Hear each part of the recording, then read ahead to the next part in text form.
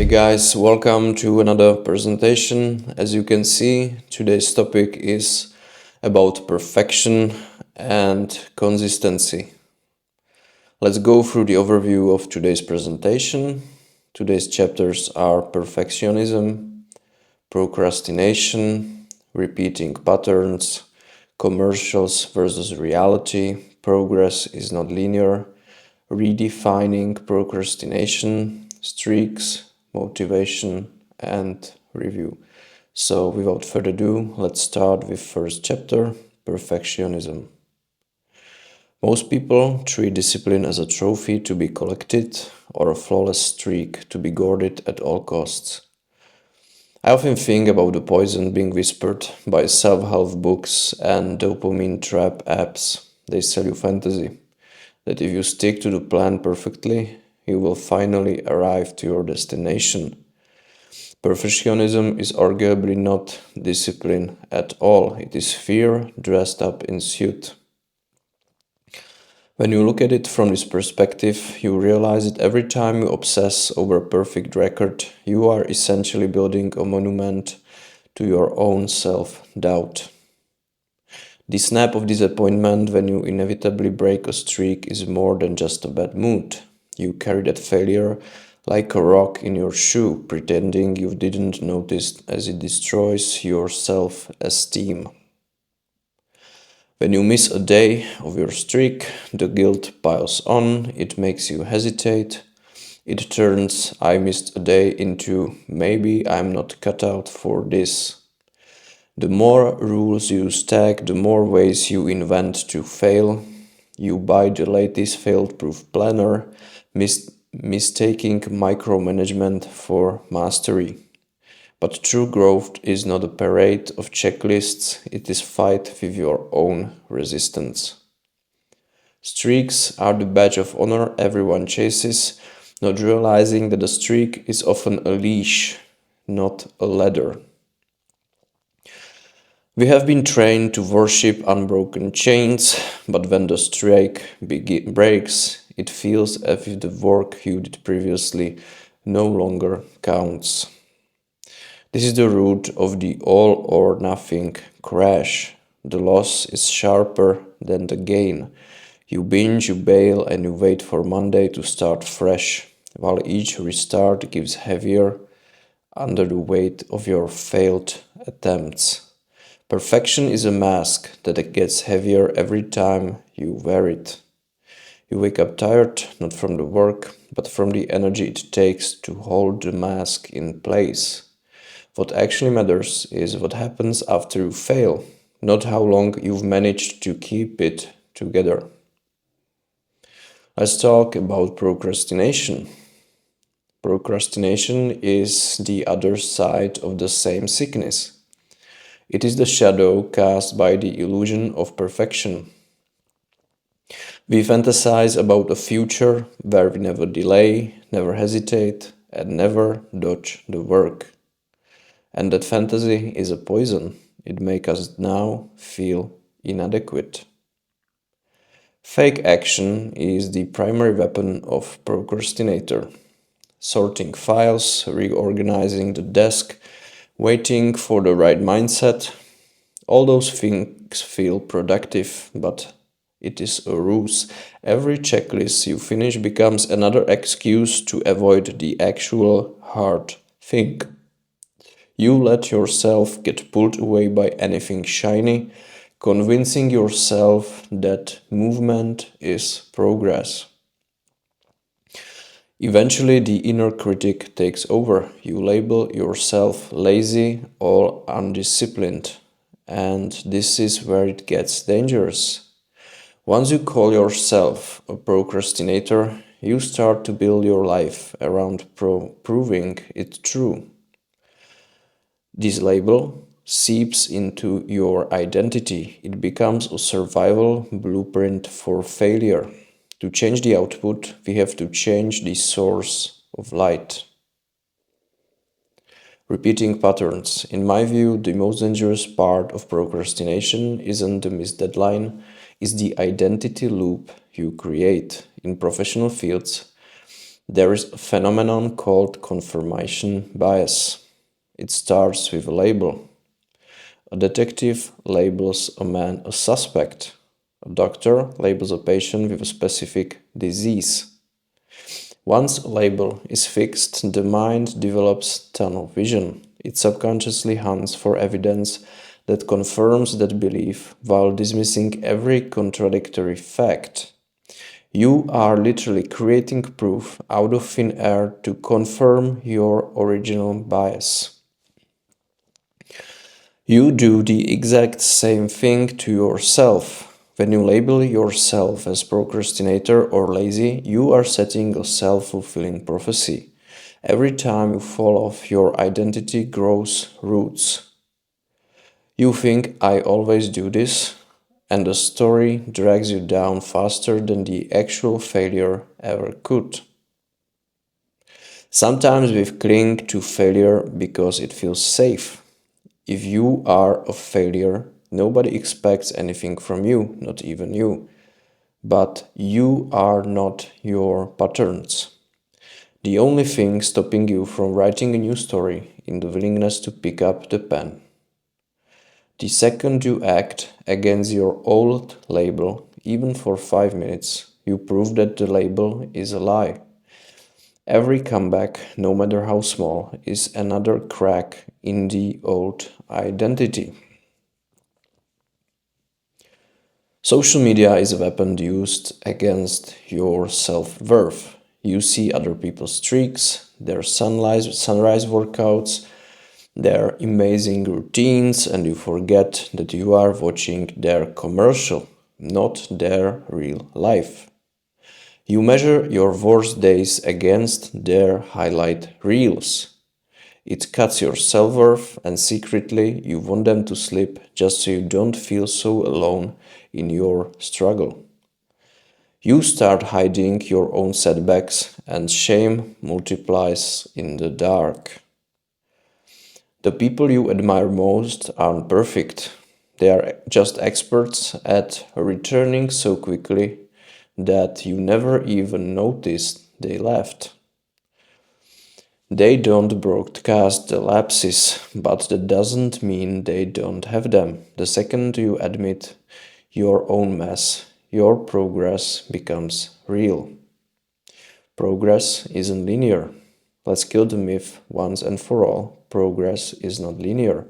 It never was and it never will be.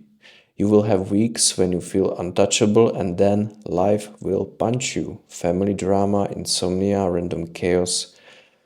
That is the real world. No one escapes it, not billionaires, not monks.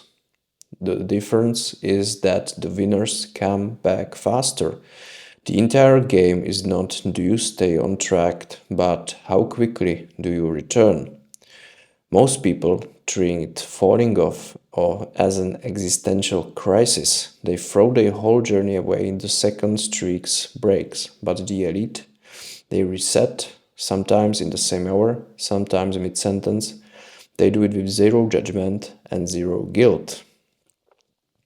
The secret of real discipline is making your lapses as tiny as possible. You eat a cookie, you get back on the diet the next day, not on Monday.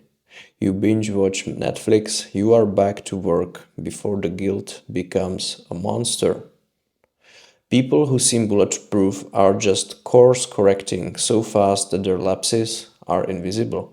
They build resilience.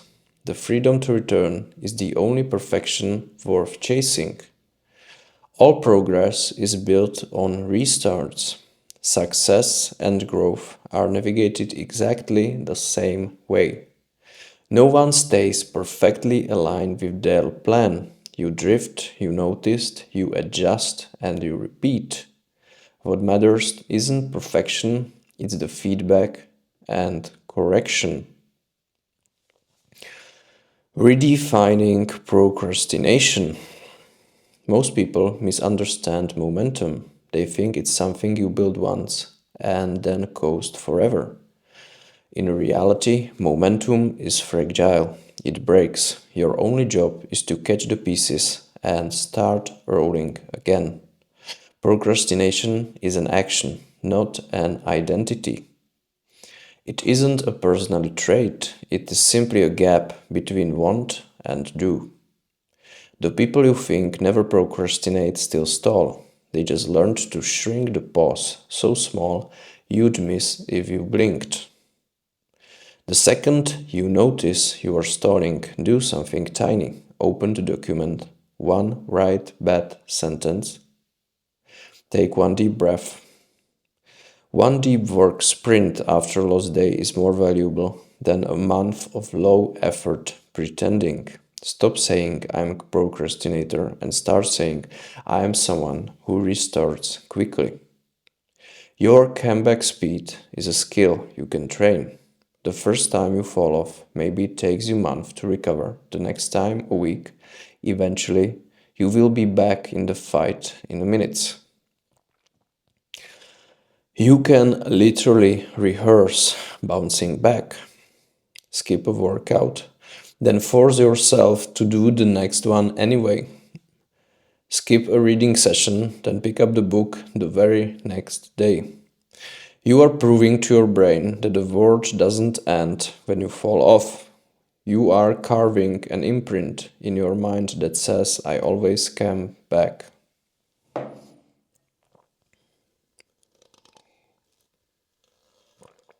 Now let's discuss streaks.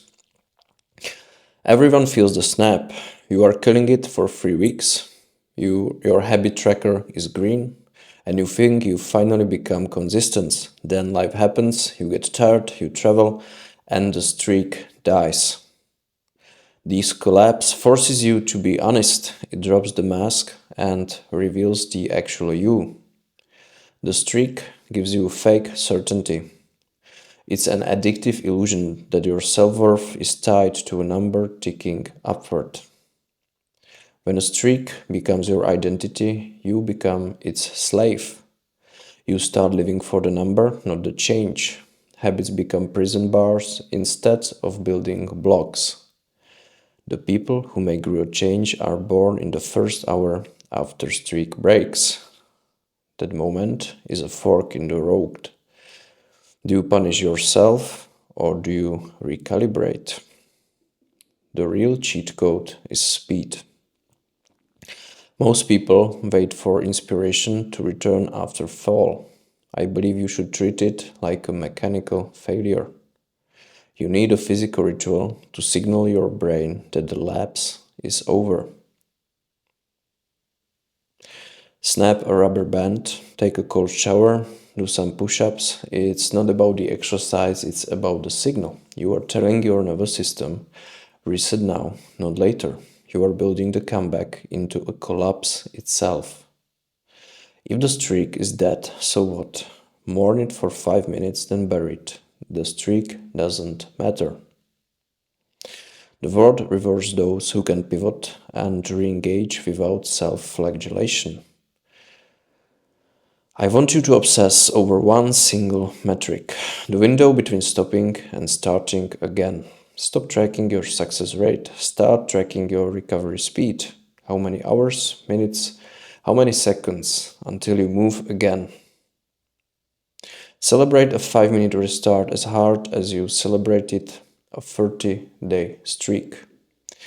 Perfection doesn't exist, but pace does. Once you become addicted to the speed of your return, procrastination loses its power.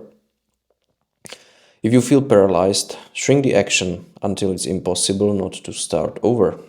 Wash one dish, write one ugly line of something, do one single breath. If you aren't embarrassed about how small the action is, you are doing it wrong. The dumbest action repeated 5 beats, the best action delayed forever. Break the physics of inertia with physical movement, not more thinking. Move first, analyze later. Most people think a setback means they've lost something. I believe every mistake or act of self-sabotage is data. Resilience means you recover, anti-fragility means you use a hit as a fuel to come back better. Treat each relapse like a personal workshop. Get specific. What triggered it? Where did the system fail? This turns failure into a code book for your evolution. Your best insights come from what breaks, not from what works. Simple review of today's presentation. We have dismantled the illusion of perfection. Consistency is never about failing. It is the inevitable, repetitive, and boring course correction of coming back over and over again. Your mission: the next time you fall, whenever it's today or next week, catch yourself in the act. Do one tiny thing immediately. The return is the only streak that matters. Thank you for the presentation. My name is Filip, and see you in the next video.